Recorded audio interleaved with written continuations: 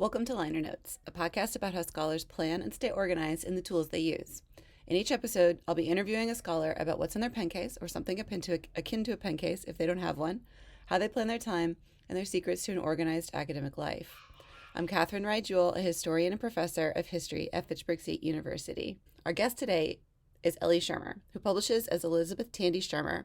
She's an associate professor of history at Loyola University in Chicago, where she teaches courses in 20th century United States history with an emphasis on the fields of capitalism, business labor, political ideas and ideologies, regional development, and urbanization. She's the author of Sunbelt Capitalism, Phoenix and the Transformation of American Politics from University of Pennsylvania Press.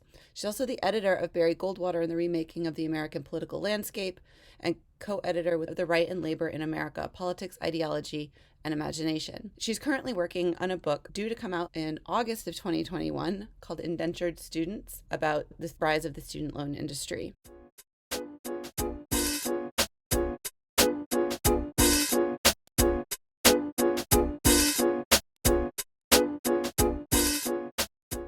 Welcome, Ellie.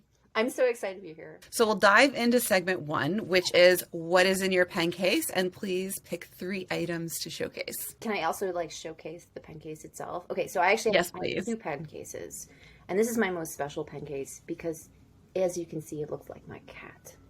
And obviously, this is something I got on Etsy. This is the one that I always travel with. I take this one with me. It has my most important things in it. But when I'm on campus in normal times, I have this normal cute pen case that a family member got for them. I'm just here for the internet access, which is really the only reason I go into a coffee shop, to be honest. But both of them have the same pens. And so the fresh pens are in the kitty cat one. And when they're kind of running out, then they go into that one. And it's, okay, I love these pens. Profile 14B fried paper weights, and they come in an array of colors because color is so important to how I organize everything. So let me explain to you.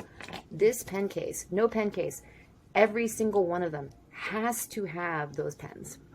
I love those pens more than anything. And I guess there might be I think there's one pencil in here in case I'm in some horrible high school nightmare where you have to have a number 2 something. But I always have a fun pencil in there. But my favorite thing, because now we don't have to take USB drives anymore. Because it used to be that you had to have a USB drive. Not anymore. But I have this awesome spoon. This is a spoon that I stole from a gelateria in Sofferrato, Italy. After I finished the first draft of my first book, when I was hanging out and vacationing with friends, and we always we should engrave it because they have these I love ice cream, and they have these ice cream truffles in there, and I always have a spoon with me because you always need a spoon. You know what I mean? If you need something with a fork or a knife, you can do that with your hands. But if you just want some yogurt, you need a friggin' spoon. So I keep a spoon. Mm-hmm. And so you tend to buy them as the full color set. Absolutely. Instead of individually. Yep. No, I just buy the whole set. And so it's usually once a year I need to get a new set. So the ones in the backup pencil case or the campus pencil case or pen case are dying, and I start throwing them away. And I was okay, so then I'll move the ones from this case into that one, because oftentimes that pen case will just live on campus. Now it lives in my home office because I don't go to campus because it's closed because there's a pandemic. But yeah, and then so yeah, it's usually once a year I need to get a new set of colors, and then I put the brand new ones in this one and the old ones in that one. So tell me about this color system, because I have such a hard time with anything color coded. I think I'm just too fickle, or I forget. So how does the color work with your pens for you? So it does 2 things. So I actually have 2. We're kind of transitioning into segment 2. So there's 2 things. So one, this is something I don't actually like to admit that I actually have. This is a journal, because I refuse to call it a diary because that would make me some kind of 19th century heroine dying of consumption, and that's just not my scene. And it's very important. I have a very important. I usually, there's a theme for the year, and in normal times I would actually go into the bookstore and peruse all the different ones, because only for something like this do I use the liner notes ones. This, as you'll see in a second, does not work for me. So this is, people who are listening to the podcast, it's just here's a beautiful picture And then you just write across for the different days. And so I just switch pen for each day. And so when you actually get to, so you have a whole week. A week is in fact a rainbow.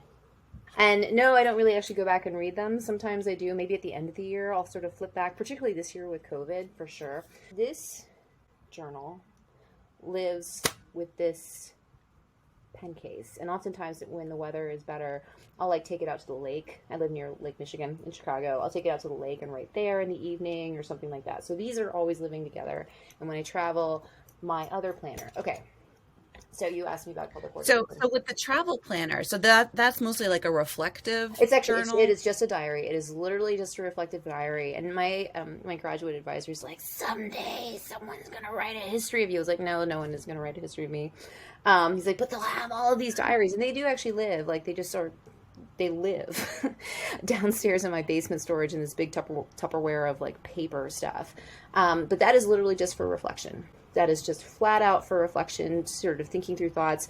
You know, Kate, you and I were just talking about what a stressful time I've had the last couple of weeks. My copy edits have been due. For some reason, they decided to close my father's nursing home in the middle of the pandemic. This was very helpful to get my thoughts out and remain positive. Mm-hmm. Okay, but color does actually come. And I actually have gotten, it's only within the last year or two that I've gotten really good about making sure that I stick with the same colors. So I actually, your second question is about like, are we digital or paper? I'm both. Mm-hmm. So I love my iCal. I'm a total Mac person. I love my iCal. I can quickly add things on there, and I have them all color coded, but the colors correspond to what I draw out every Sunday. And on this, I have to block out my time. So this is how I see my time and see my days, because mm-hmm. I want the grid of a day, and I want to be able to draw it. And you know, because I know you love stickers. I know this about you. I'm not a sticker person, but for me, I love scratching things out. And so if I can chunk out, this is my chunking out time for teaching. Teaching is in green. It's on green on my iCal. It's on green on my planner. But it's so important. I like to sit with my calendar on Sundays. I look over what's coming. I make sure I haven't missed anything in my email.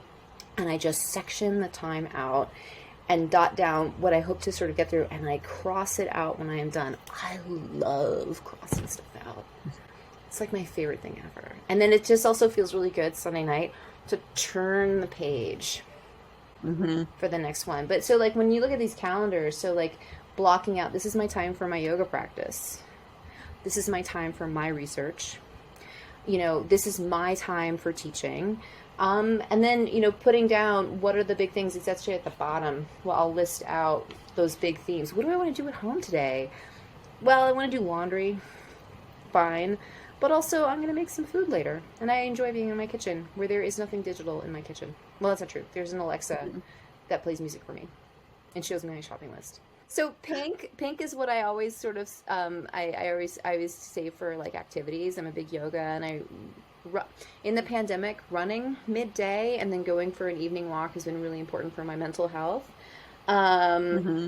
Purple is what you are right now, is fun for like friends. Purple is also my favorite color. Green is teaching. My research tends to be also another one of my favorite colors is a nice dark blue.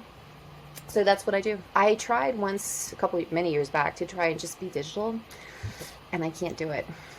And I love this grid. And this calendar, it's just an insert by Quovadis. And so I always get the ones, yeah. And I get the tri-note. And so I've actually had the wrapper for it. And so I just get, when my taxes are done, I go down to my storage unit downstairs, and I take last year's diary. I take last year's planner. And I take my completed tax returns, and I put them in there. And so they're all together. And it is actually important with tax returns and stuff, like let's say you do something on your taxes about a trip that you took, that you can show the planner.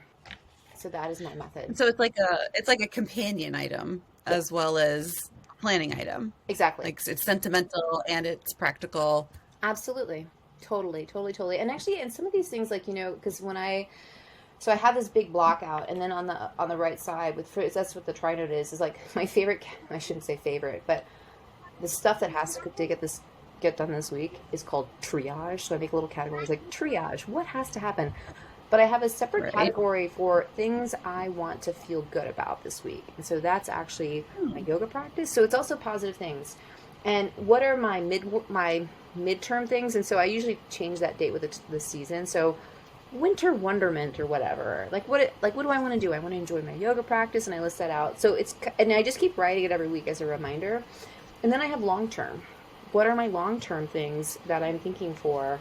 And I really parse, and I really do appreciate getting a chance to like just sit on Sundays with the beverage of my choice. It's usually like a huge glass of or a cup of coffee or maybe tea, warm because it's winter, and just sit with it and draw it out and figure it out. And it means a lot to me. So what is that? So when you're sitting down, like, are you doing like a weekly review? Like you look at the past week, see, look, kind of celebrate what you accomplished, and then like what you didn't, kind of move it, or like what does that ritual look like? So it's not so much, I don't actually necessarily look back. Actually, one of my favorite things that I do at the end of every night is I do my tomorrow goals. And so I block out. So let's say I know that I always have Tuesdays is a big teaching day for me. And so I was like, but what would I like to get done in my office hours? Those kinds of things. What needs to happen with teaching and things like that. Or my research, as I mentioned, I just got through copy edit. So what I was doing last week actually was saying chapter 3 is Thursday. So I would sit Wednesday night and be like, okay, I actually managed to get through chapter 2. That's fantastic. Tomorrow it's really got to be chapter 3 and do X and Y. And that's the kind of thing that really makes a difference for me. And so, it's less that I do note what I did and didn't get done, but it's more about thinking forward. What do I want to do? And to be honest, to me, it makes it more manageable. Like for breaking down, like when I got hit by the copy edits, unfortunately much later than I thought I was going to be, because I had this time before I started teaching again. I was really hoping it was going to come in. It didn't. And then the double whammy that they were closing my father's nursing home. But actually it's that idea of tasking it out. So you can't do the whole manuscript in a day. But I was like, okay, first day, I'm going to look at these components in the manuscript and just knock that out. The easy ones as I get delved into it. And the similar today is what I did this morning is I made a list.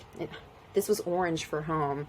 I made a list of everything I have to get done for my father's move and X'd it out as I just got through the whole thing. And it's to me, it's very helpful. And so that's where I think I don't need to reflect back, because I'm doing it in time that I took the time to like exit out, if that makes sense. I mean, it'd be great if we had like, a whole day where it's like, this is a research day. We have these scheduled mandated in our contract. It's our research day. I'm like, time doesn't work like that. You have like, and it's true, like when you have, say, an event on your calendar, it can be so easy for that to kind of sit there and like loom. It's like, oh, I have this thing I have to do at 2:00 today. And it's like sitting out there in front of you. And it's like, can be hard to like see what you're going to be doing leading up to that, even though it's, hours away. And so planning out that time and figuring out, like maybe it's a really hard thing I have to do at 2:00. And so I'm going to find, what are the easier tasks related to this other thing. Yep. The low hanging fruit. During that. What's the low hanging fruit? And that's what, for me, like actually, so you and I had talked about this. One of the things that is always on my list is actually every day, except for Saturday, is 15-minute clean. And so what task do I want to do is the 15-minute clean? So it just so happens that Monday is laundry and trash. Tuesday is bathroom, and it actually often takes more than 15 minutes, but Wednesday is floors, like Thursday is kitchen. And that to me is like a really helpful thing, is just breaking out. So it means I never have a completely clean house, but it feels more manageable to break down what I need to do to have basically a basically clean house, every day, and just know this is what I'm going to do. And to me, actually, what I really like about, I have a big teaching day, tomorrow, is knowing, but I'm still going to have a midday break where I'm going to go out for that run before I eat lunch. And just drawing it in. And one of the most helpful things I ever heard from actually a yoga instructor was he talked about how he thought his practice was a commitment to himself. And so I'm making a commitment to myself that I am going to go out and do that midday, whether it's a walk or a run, just to get some of that fresh air and vitamin D, particularly right now during COVID, is really, really helpful. Thinking about like your third question, I don't mean to like segue you, but like, and No, when you this is said that, perfect. it's like, I was just about to do that. my rule is, so I monitor email as it comes in throughout the week, but I sit and answer it on Sundays. And it's not my favorite task of the week. Hence, I do happen to love, as you know, coffee. And I also really like tea. But I'm going to sit there and then get through my email, because I usually use my inbox as a to-do list. And a lot of that is just filing stuff that just doesn't need to sort of worry about. So if a student is a different thing. If I'm teaching and one of my current students emails me, they get an immediate response. But people asking me, hey, will you review this book for me? Is like, I'll deal with that on Sunday. And the reason I like doing that is sometimes if someone's asking me to commit to something, it's like, I want to actually sit and look at my calendar, because maybe I don't want to do that. And I really like that because it sections off something that can be so overwhelming. We get bombarded with email. But here I am, I'm just blocking off, this is the time where I'm going to confront my inbox. And actually, that's the language. I was like, this is how I'm going to confront it. And this is when I will do it. And I will tell people, it's like, and sometimes if I get something, and might do a quick email, but it's like, I see this, you should know I won't respond to it on Sunday. Like just something really quick. Something comes up with my father's care. Obviously, it happens immediately, but it helps me manage it. All of those bombardment that I'm and you're able to give people, a more honest and authentic answer to their email, which ultimately people, I think, appreciate. I think one of the most important things that I've learned ever is sometimes you don't want to send that email right away. You know what I mean? And I was like, you know what, and sometimes I've done this, I was like, I'm going to write this email. When I first start sitting down to write emails, I was like, I'm not going to send it. And I'll keep coming back to it to make sure, is this actually what I want to say? Or is this my immediate reaction? But sometimes it's also when you see that immediate email coming through and you want to panic. And I was like, no, I'm going to sit with this. Not everything needs an immediate answer. Like, I feel like I live in a constant state of reactivity. There's this way that this digital communication has made everything seem so immediate. And I think that especially right now, just as you, like I am not a mom, and you are obviously an awesome mom, but just the idea of everything has to be just in time, and the impact that it takes on our physical and mental and emotional well-being, people need to get it together. And sometimes it's creating boundaries. My entire calendar is about creating boundaries. That's all that it's about. Yeah, and just help sort of calm that need to react, that need to be on call all the time, because it can, like, that's sort of at the essence of burnout, and it can be very subtle, the symptoms of it. Totally. And, that's one of the reasons, like, I don't, as you know, I'm Jewish, and so I don't work on Saturdays. I'm done. I don't even come into the home office. Like, I actually can't, because it was originally a porch, so I can't actually, like, close it off so I can't see it. But the door is shut Friday night, and I don't come in until Sunday morning. I don't come in until Sunday morning. And that's really important to me. And even though there's a beautiful view out that you can see in through my dining room / yoga studio, when I practice in the morning, I'm actually at a weird angle, so I can't, looking at a different window to the left of the home office.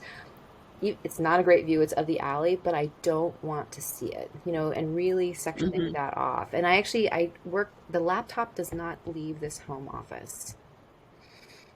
This is where it lives. And I really, I just really. You don't get that creep or mission creep, right, into your relaxation spaces, into the spaces that you need to be able to recharge. Absolutely. And I think it's so, and I realize that I am lucky enough to have it. And it makes, and for me, I was really worried, because I had never worked from home before the pandemic. Well, briefly when I was in grad school, but it was always a disaster, where I'd look up at 4:00 in the afternoon, and I hadn't brushed my teeth, and my back hurt because I'd been sitting all day typing on my dissertation.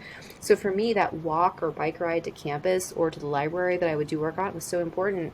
But sectioning off this space was also really great. And I think having my morning yoga practice before I began work, that midday walk or run, and then that evening walk, although sometimes the weather has just been too bad, has been really helpful.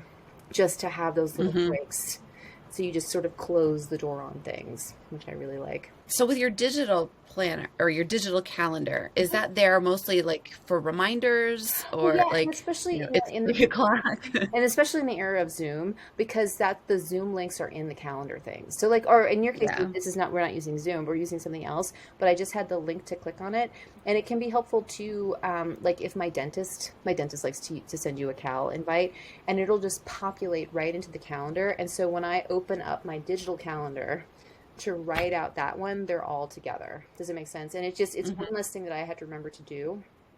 That'll just automatically populate that and it'll be fine. Hmm. So Yeah. Yeah, and I like to have the locations and things too. And sometimes it'll put in the travel time yes. Well, and this is or the like because some like sections will pop up. It's just that removing a step is very helpful. for me with the print, the yeah, for the paper and pen calendar, I don't really go a week ahead. What I might do on Sunday is write down. So I make kombucha, and I was like, hey, you gotta like switch out the kombucha on Wednesday. Like just or do the deal with the SCOBY on Hmm. Wednesday.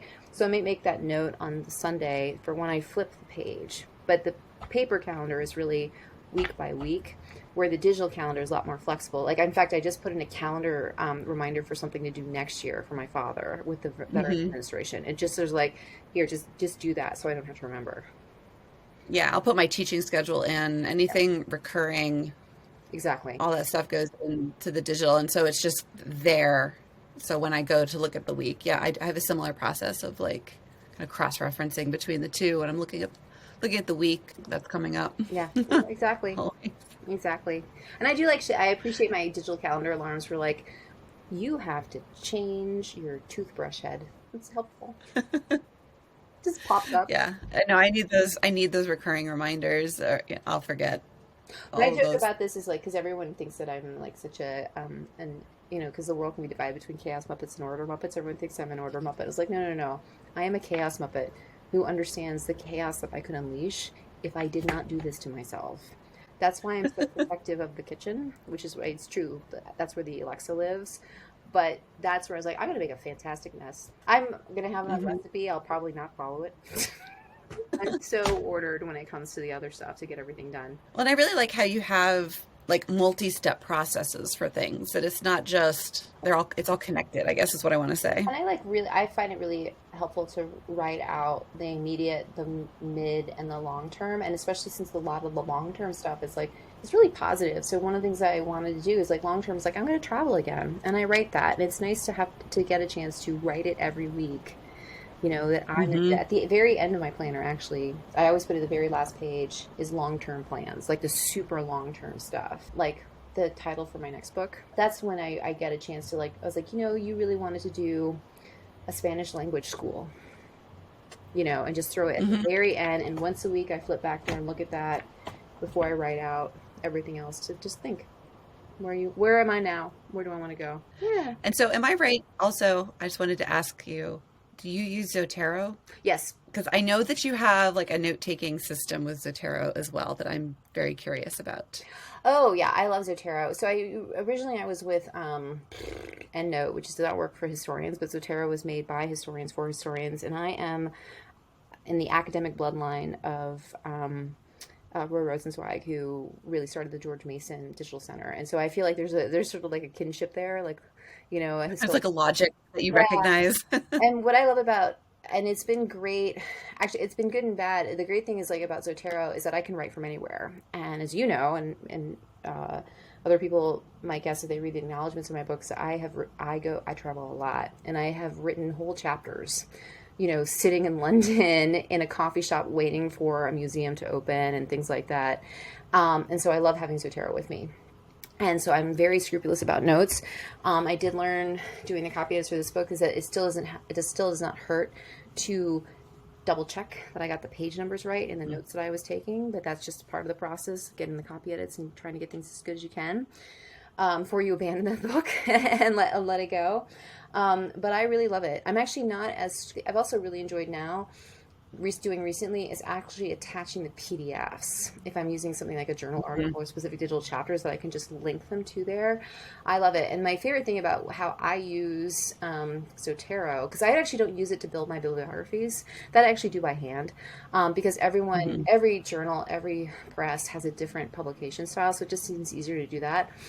But for me, it's on those notes. And the very first part of any note that I write is when I'm reading something and why. And it's very helpful because when I actually have gone back to books and I see that I first read something in graduate school, I have a very different take on it in the future. And I really like seeing my reaction, because I have very open and honest reactions, which I would never put in print to these books as I'm reading them.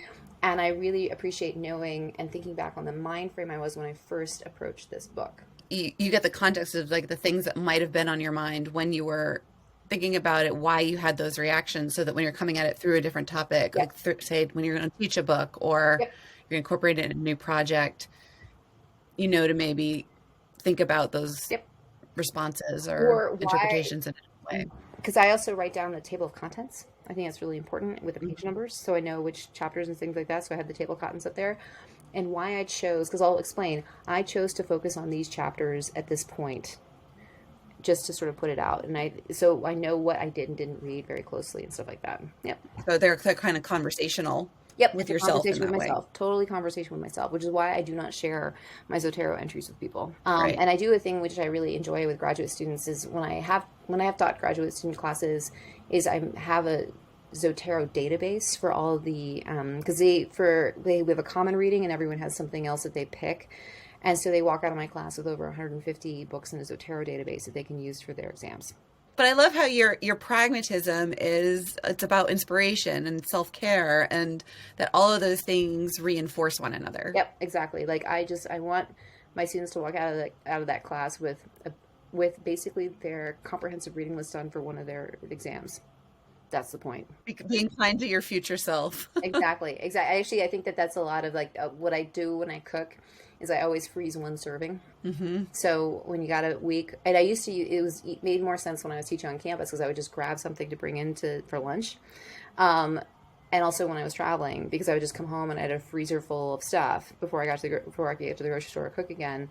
Because I tend to cook on Saturdays and Sundays for the most part. And I was like, yeah. And my friend was like, she's like, I would just love my future self if I would just open up the freezer and saw individually packaged meals just sitting there. I gave up labeling things because, labels fall off in the freezer or the ink fades. So it's like a mystery. It's like, what is this? Surprise! I know. It's like, I don't know. Especially when I was getting ready to leave to go to Stanford for a year. And I was eating through my freezer. And people look at me and they're like, Ellie, what are you eating for lunch today? I was like, I have no idea. Once it's defrosted, I'll tell you. Sure, it'll be good. I made it, It's a mystery. It's a mystery box. I have no idea what I've made. Well, Ellie, thank you so much for doing this. It was fascinating to learn about your colors and your system, because I've seen it in passing, but I had never really heard the full story and the logic behind it. So I really appreciate you telling us. I gotta say, it actually became more intense during the writing at the bottom of the day, breaking down all the categories. That's a COVID thing. That started during COVID because one of my coping mechanisms for it was to just intensify my planning, to just really routinize things, to make sure I didn't leave out the things that had to get done both for work but also self-care. And COVID just really sort of pulled on all of my coping mechanisms. And I think it's going to stick around when we get to the new normal. Well, thank you. No, thank you. I'm so glad we did this. Thanks for listening or watching today's episode of Liner Notes. If you would like to learn more about the podcast, please visit my blog, The History of Mixtapes, which you can find on my website, www.catherinejewel.com. Thanks, and have a great week.